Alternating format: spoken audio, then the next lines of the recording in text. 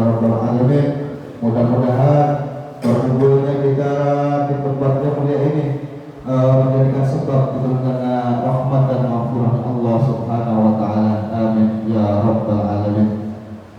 Salawat serta salam tak lupa kita aturkan kepada junjungan kita Habibana wa Nabiyyina Muhammad sallallahu alaihi wasallam, kepada keluarganya, kepada para sahabatnya, kepada para tabi'in dan seluruh umatnya, hingga sampai kepada kita semuanya selaku umatnya, yang insya Allah yang mudah-mudahan kita semuanya di yaumul akhir mendapatkan pertolongan beliau, syafaatul sebanyak beliau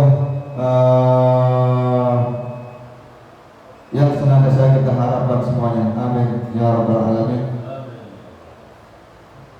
Jangan lupa yang saya hormati kepada Bapak Ketua RT dan juga Bapak-Bapak semuanya,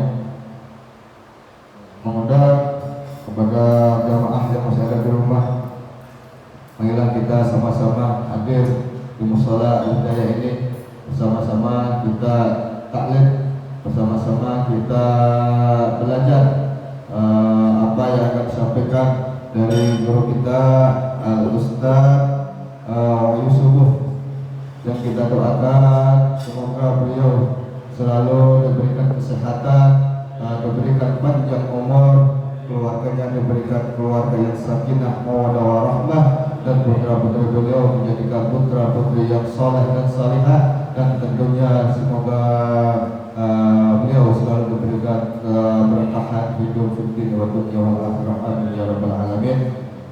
Langsung saja, alhamdulillah, untuk waktu saat ini guru kita semuanya telah hadir di tengah kita semuanya. Kita memberikan waktu kepada beliau dengan segala hormat, waktu dan tempat kami persilakan. Sallu ala Nabi Muhammad. Ila hadratin Nabi Mustafa Muhammad sallallahu alaihi wasallam wa ala alihi wa sahbihi wa zurriyyatihi wa ahli baitihi al-kiram ajma'in. Wa ila hadratil mu'allif hadzal kitab alaihi ta'ala al-Fatiha. A'udzu billahi minasy syaithanir rajim. Bismillahirrahmanirrahim. Alhamdulillahi rabbil alamin arrahmanir rahim maliki yaumiddin. Iyyaka na'budu wa iyyaka nasta'in. Ihdinas siratal mustaqim. Siratal ladzina an'amta 'alaihim ghairil maghdubi 'alaihim waladdallin. Assalamualaikum warahmatullahi wabarakatuh. Waalaikumsalam warahmatullahi wabarakatuh. Alhamdulillah rabbil alamin wa bihi nasta'in ala umuri dunya wa din. Wassalatu wassalamu ala asyrafil anbiya'i wal mursalin wa ala alihi wa sahbihi ajma'in, amma ba'd. Wa qala Allah ta'ala fil Qur'anil Karim wa huwa asdaqul qa'ilin. A'udzu billahi minasy syaithanir rajim. Bismillahirrahmanirrahim. Qul in kuntum tuhibbuna fattabi'uni yuhibbukum Allah wa yaghfir lakum dhunubakum wallahu ghafurur rahim. Ala yasrallahu al-'aliyyul 'azim wa nahnu 'ala dhalika minas sajirin was-sakirin walhamdulillahi rabbil alamin. Wa qala Rasulullah sallallahu alaihi wasallam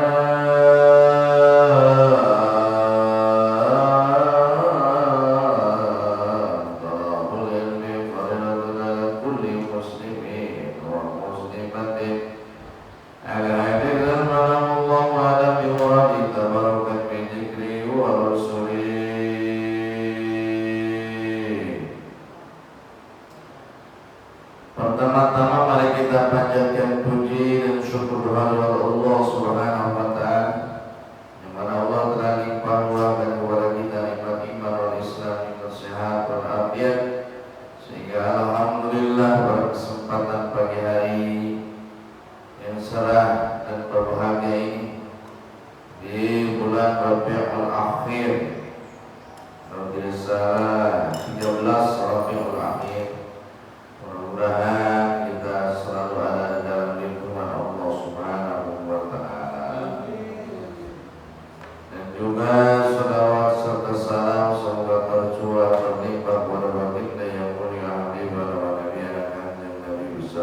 Muhammad sallallahu alaihi wasallam, para keluarganya, sahabatnya, tabi'in, tabi'in,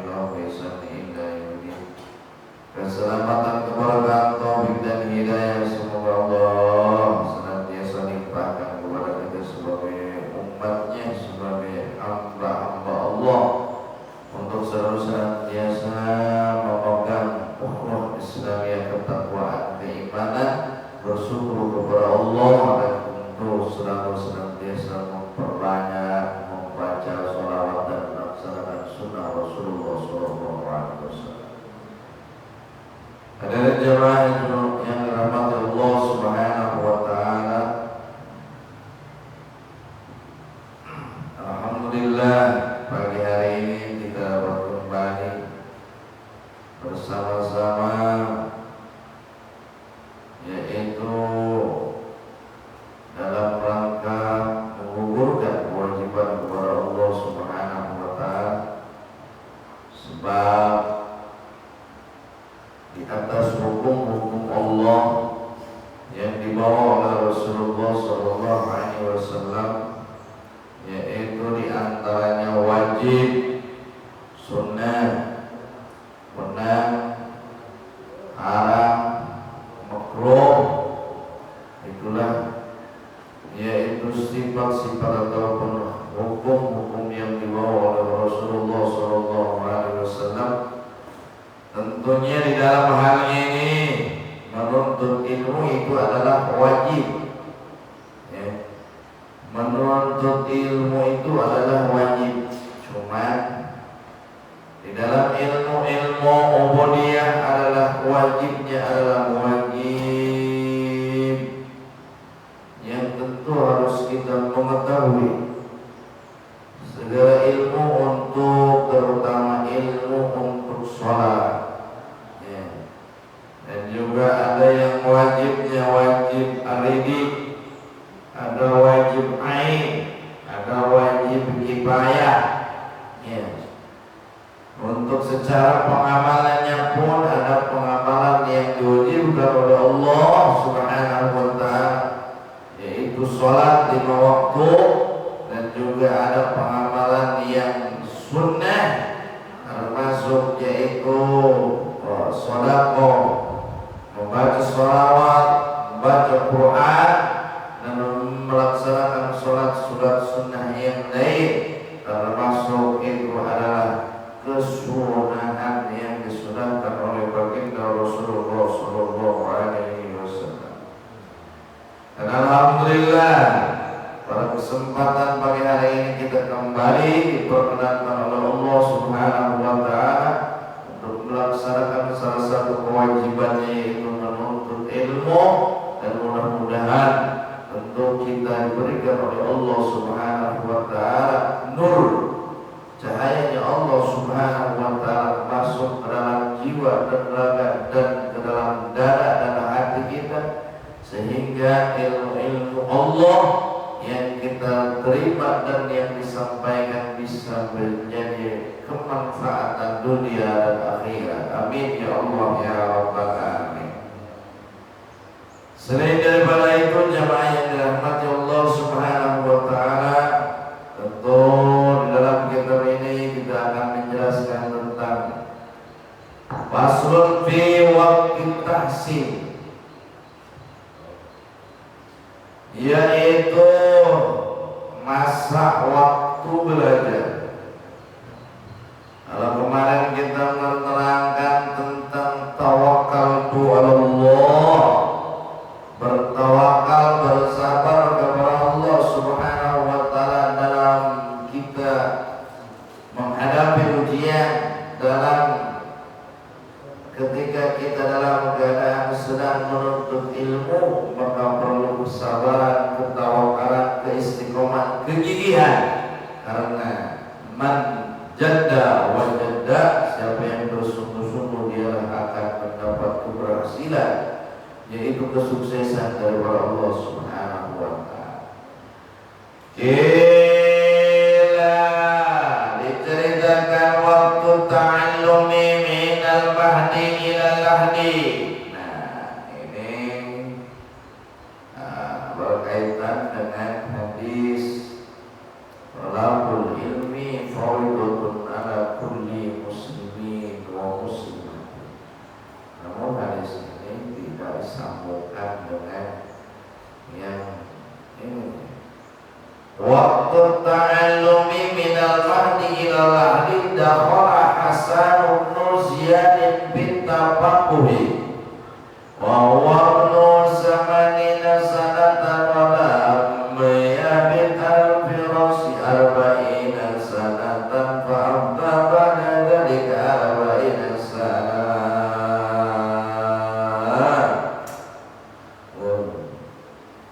Pesantren 3 tahun kayak anak, ya, udah ditengokin baik sama kita ya, seminggu sekali, 2 minggu sekali, sebulan sekali. Nah ini maka masa belajar sejak manusia berada di buaya hingga masuk ke liang kubur, ya. Jadi Pak, menuntut ilmu itu batasnya ketika kita lahir ke alam dunia sampai kita dimasukkan lagi ke alam ke alam lahan, ya, minal mahdi ilal lahdi, itu masalahnya. Jadi tidak terbatas, tidak terhenti. Bila mana seorang tersebut sudah mahir di dalam belajar ilmunya, sudah menguasai di berbagai ilmu, jadi waktunya terbatasnya itu minal mahdi ila lahdi. Dawala Hasan bin Ziyad bin Tafaquh, Imam Hasan bin Zaid ketika berumur 80 tahun, ya, sama dinasanatan, baru mengalami, yaitu mendalami ilmu fikih. 40 tahun beliau tidak pernah tidur, ya, menggunakan alas. Lalu 40 tahun berikutnya beliau menjadi mufti, ya, mufti itu ahli hukum, ya, pada tak hukum, mufti yang bisa didengar perkataannya, ucapannya lewat ilmunya. Jadi Imam Hasan selama 40 tahun itu artinya saking gigih dan giatnya dia belajar ilmu Allah Subhanahu wa ta'ala sampai selama 40 tahun dia tidur tidak menggunakan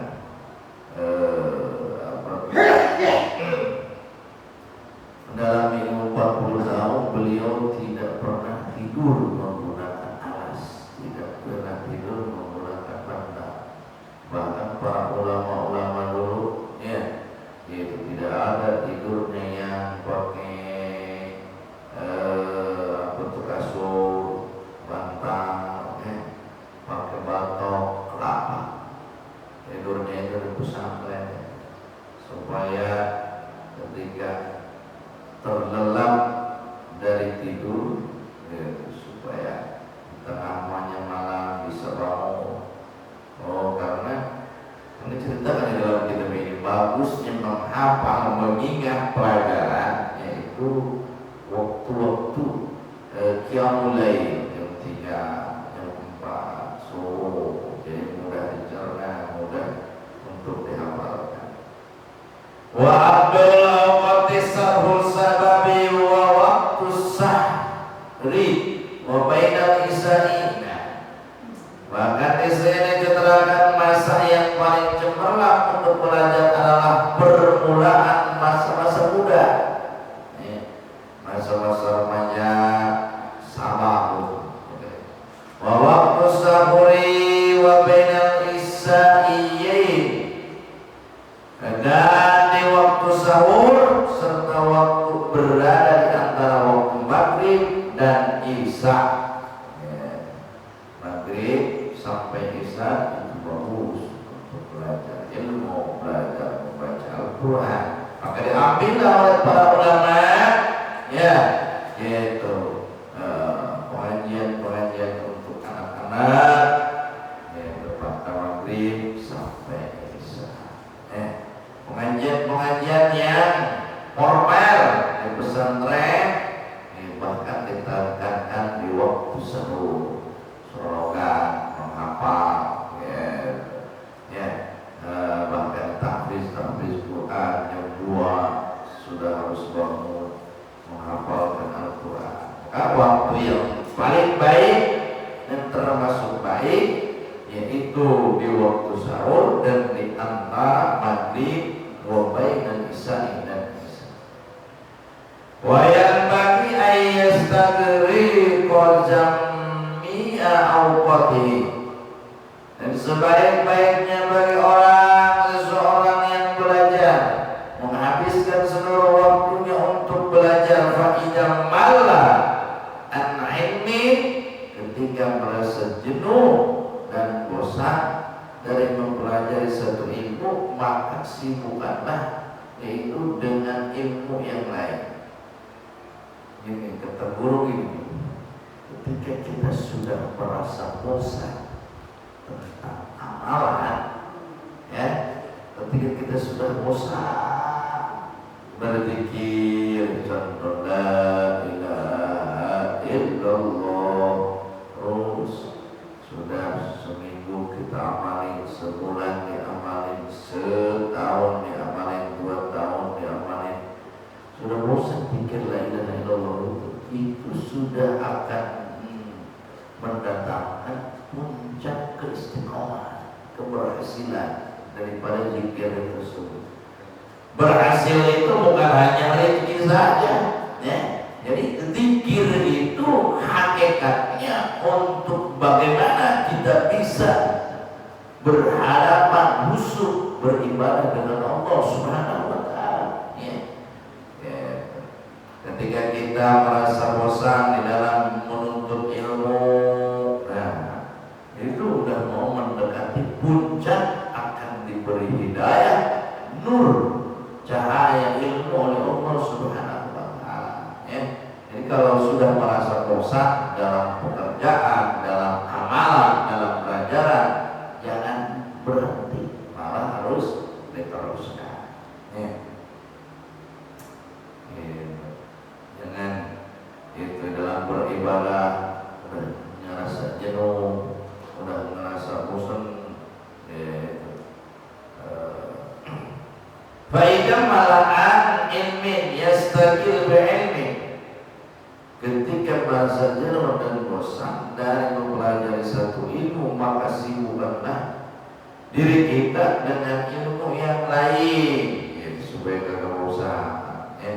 Makanya kalau pesantren itu ada ilmu nahwu, tasrif, itu juga ada ilmu tajwid, ada ilmu fikih, ada ilmu tauhid, ada ilmu syair, ada ilmu menulis hak namanya.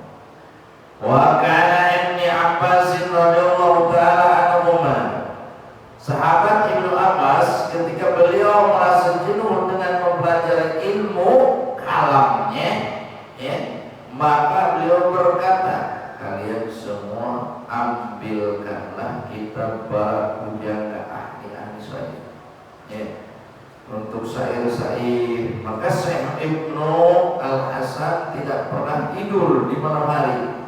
Beliau selalu itu bersebelahan dengan lembaran-lembaran kitabnya.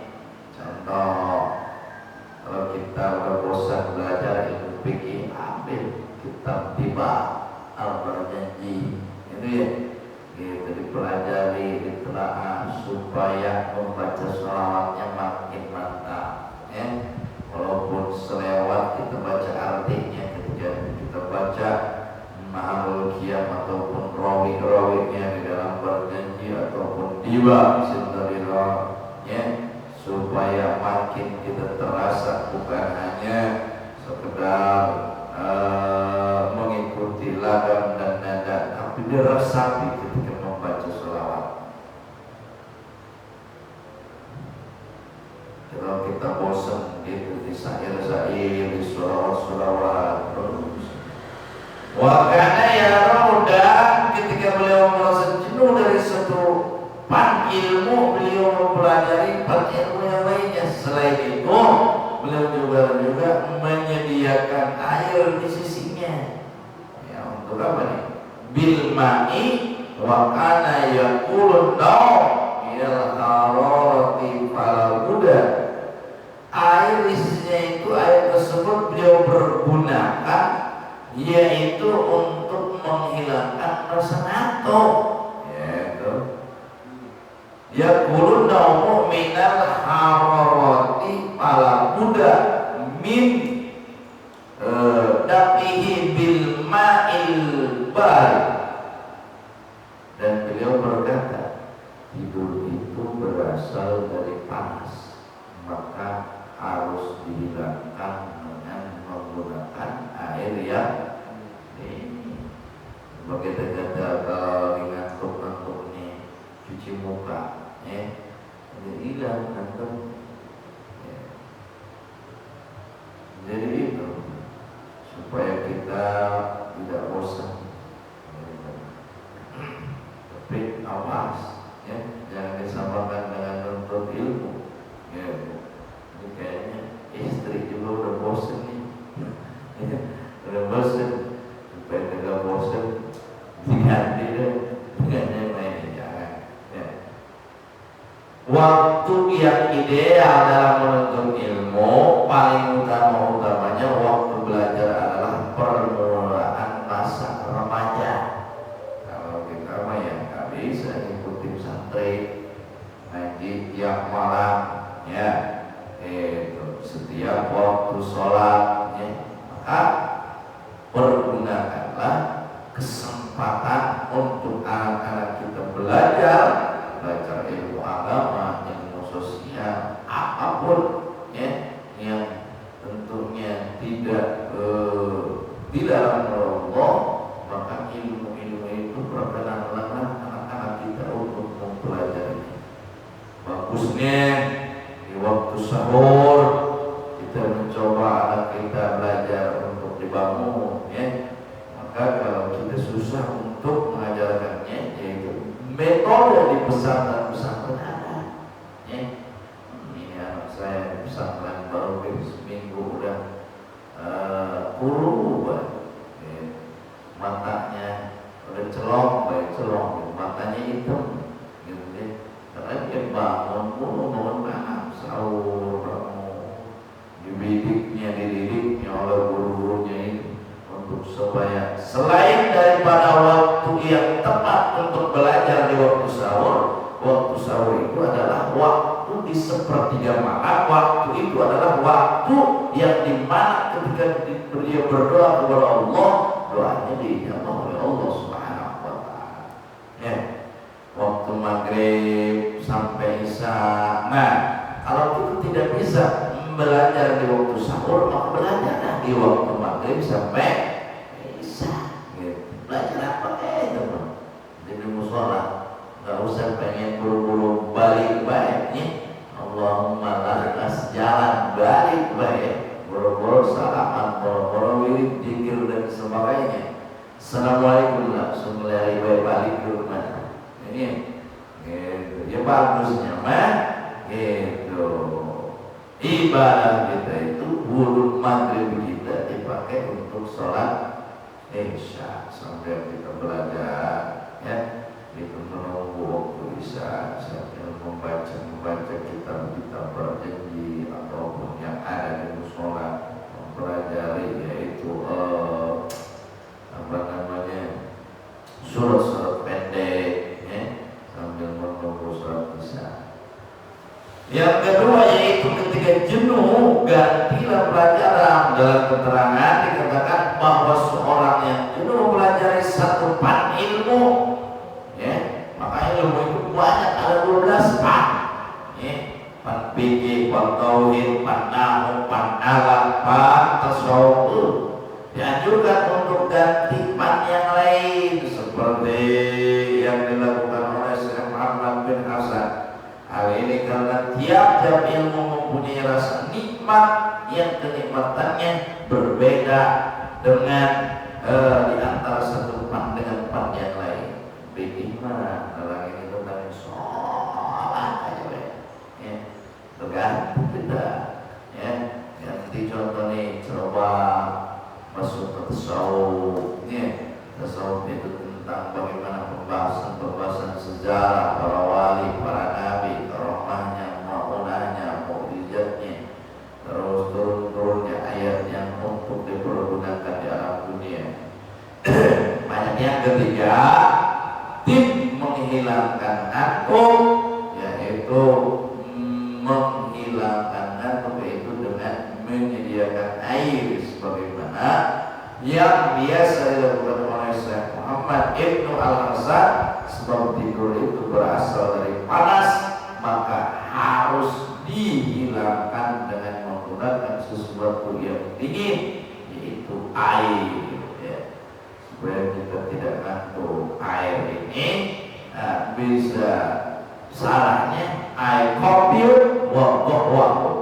ini bukan hanya diusapkan ke muka gitu. Air itu ya, di sini kita bisa artikan air kopiun wa qahwahun, harus ada kopi dan enggak ya, gitu tuh. Cuci muka masih ngantuk kan baik, kopi berarti belum diseduh gitu ya. Nah, kalau ngantuk kan baik, diminum juga kopi masih ngantuk kan baik, perlu beda kada makan supaya kagak ngantuk. Insyaallah jemaah pasal ini pendek ya, hanya 3 saja di sini, 3 rangkaian. Yang pertama, idealnya menuntut ilmu. Yang kedua, supaya tidak jenuh belajar ilmu. Yang ketiga, supaya ketika kita belajar di waktu malam ataupun di waktu sahur, di waktu siang tidak ngantuk. Tipnya yaitu sediakan kopi, air di sini ya, bukan hanya dibanyurkan di muka ya, kopi. Kalau ada kopi ya udah apa tuh pusing juga ya. Insyaallah. Faslun bisafaqati wan nasihati. Pasal selanjutnya tentang akan menerangkan tentang kasih sayang dan nasihat. Wallahu a'lam. Assalamualaikum warahmatullahi wabarakatuh. Waalaikumsalam warahmatullahi wabarakatuh. Alhamdulillahirabbil alamin. Jazakallahu khairan Ustaz Abdul Subuh yang telah membawakan kalian ataupun ilmunya kepada kita semuanya. Mudah-mudahan apa yang telah disampaikan tadi bisa kita pahami, bisa kita cermati, dan tentunya bisa kita amalkan dalam kehidupan sehari-hari. Amin ya rabbal alamin. Untuk selanjutnya barangkali dari jemaah semuanya ada pertanyaan yang bisa disampaikan pada kesempatan kali ini. Semoga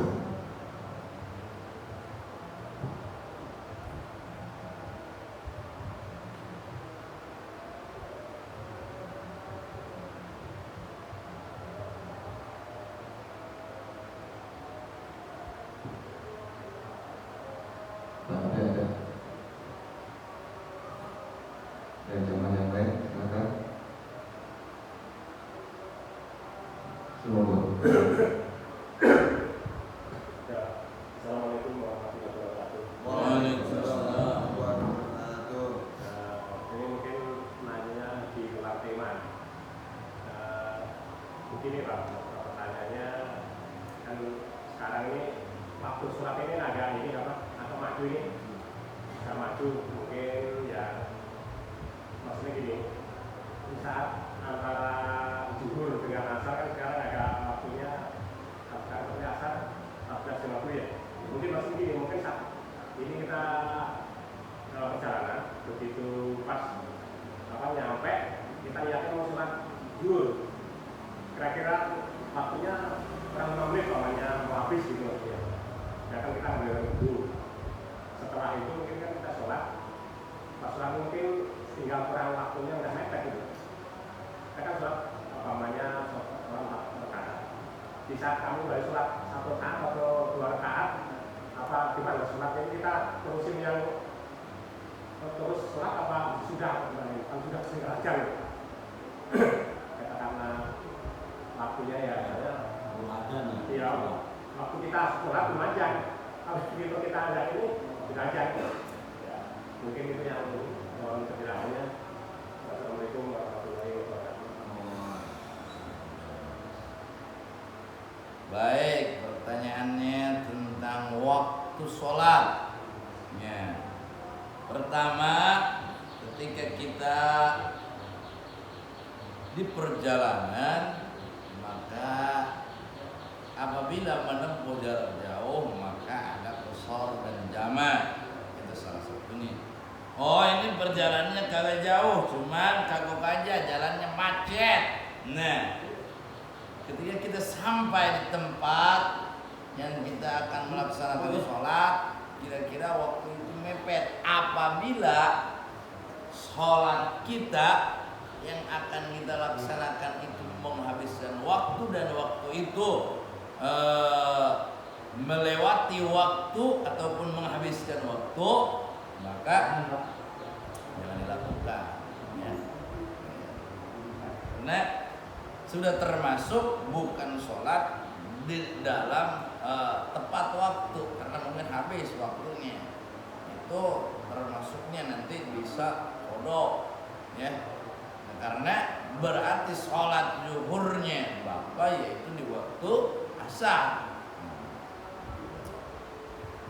Bagusnya yaitu apa, sholatnya itu diajamkan ketika kita di dalam mobil ya, ataupun yang sekira itu belum kita melaksanakan sholat dan waktunya udah mau habis nih. Bagusnya mah ketika kita mendengar suara azan tersebut atau waktu zuhur andai kata, maka kita di situ diperkenankan para ulama untuk sholat dihormatil waktu ya, dihormatil waktu. No, dalam mobil nih macet, jauh mah kagak tapi macet ya, punya wudhu kagak ya, ayam boleh di situ ya, tidak mobil debu. Maka sholatnya adalah sholat dihormatil waktu, menghormati awal waktu sholat ataupun di dalam waktu sholat tersebut ya. Oh, nanti bagaimana turun dari mobil atau sampai ke tempat tujuan waktunya mepet ataupun habis waktu, maka laksanakanlah qada sholat yang jadi sholat dihormatil waktu itu belum menggugurkan sholat kita ya, dihormatil waktu ya, di dalam mobil. Nah, jadi di ulama memperkenankan ketika itu di luang waktu untuk melaksanakan sholat lagi. Itu kan menghormati waktu awal sholat. Maka ya, gitu. Ketika kita sholat, contoh di tempat tujuan ini jam 11:30 ataupun jam mau asar itu jam 2. Asar jam berapa sekarang? Jam 2 lewat. Nah, kurang 5 menit. Misal kurang 5 menit itu masih ada sholat waktu zuhur ya, waktu zuhur bisa, kecuali ini mah sholat zuhurnya yang sekira udah masuk waktu asar tapi belum ada yang azan nih, contoh nih ya, belum ada yang azan udah masuk waktu asar gitu, ada semenit lagi dia tetap sholat zuhur. Sholli fardhu zuhri arba'a rakaatin mustaqbilal qiblati, berarti sholat zuhurnya dia yaitu udah tahu, dia mah udah tahu gitu bahwa semenit lagi masuk waktu asar, maka tidak termasuk sholat zuhur karena sudah bukan sudah di luar daripada sholat zuhur. Maka harusnya yaitu memakai usolli fardhu zuhri arba'a rakaatin mustaqbilal qiblati qada'an lillahi ta'ala. Seperti itu.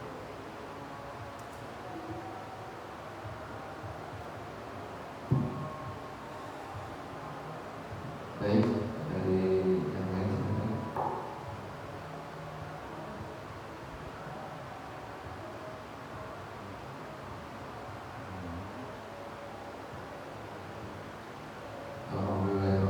ini ada lagi pertanyaan. Mungkin sebelum acara ataupun materi kita tutup bersama-sama, kita sama-sama mengatakan dengan istighfar bersama-sama. Astagfirullahaladzim, astagfirullahaladzim, astagfirullahaladzim. Subhanakallahumma wa bihamdika asyhadu an la ilaha illa anta astaghfiruka wa atubu ilaik. Dan saya mohon maaf. Assalamualaikum